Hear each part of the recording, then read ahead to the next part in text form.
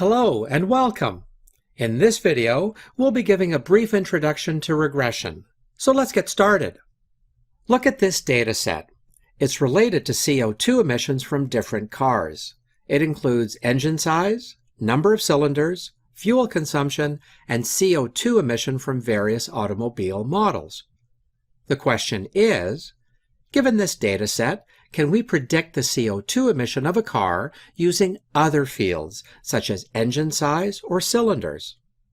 Let's assume we have some historical data from different cars, and assume that a car such as in row 9 has not been manufactured yet, but we're interested in estimating its approximate CO2 emission after production. Is it possible?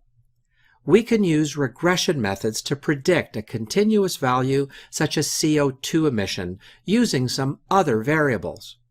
Indeed, regression is the process of predicting a continuous value. In regression, there are two types of variables, a dependent variable and one or more independent variables.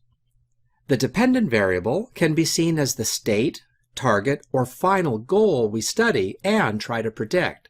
And the independent variables, also known as explanatory variables, can be seen as the causes of those states. The independent variables are shown conventionally by x, and the dependent variable is notated by y. A regression model relates y, or the dependent variable, to a function of x, i.e., the independent variables. The key point in the regression is that our dependent value should be continuous and cannot be a discrete value. However, the independent variable or variables can be measured on either a categorical or continuous measurement scale. So, what we want to do here is to use the historical data of some cars using one or more of their features and, from that data, make a model. We use regression to build such a regression estimation model. Then the model is used to predict the expected CO2 emission for a new or unknown car. Basically, there are two types of regression models, simple regression and multiple regression. Simple regression is when one independent variable is used to estimate a dependent variable. It can be either linear or nonlinear. For example, predicting CO2 emission using the variable of engine size. Linearity of regression is based on the nature of relationship between independent and dependent variables.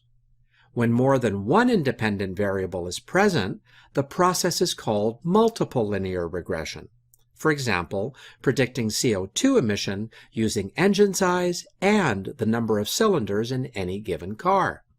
Again, depending on the relation between dependent and independent variables, it can be either linear or nonlinear regression. Let's examine some sample applications of regression. Essentially, we use regression when we want to estimate a continuous value. For instance, one of the applications of regression analysis could be in the area of sales forecasting. You can try to predict a salesperson's total yearly sales from independent variables such as age, education, and years of experience. It can also be used in the field of psychology, for example, to determine individual satisfaction based on demographic and psychological factors. We can use regression analysis to predict the price of a house in an area based on its size, number of bedrooms, and so on.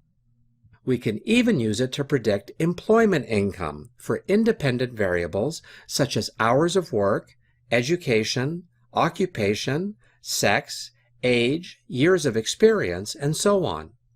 Indeed, you can find many examples of the usefulness of regression analysis in these and many other fields or domains, such as finance, healthcare, retail, and more.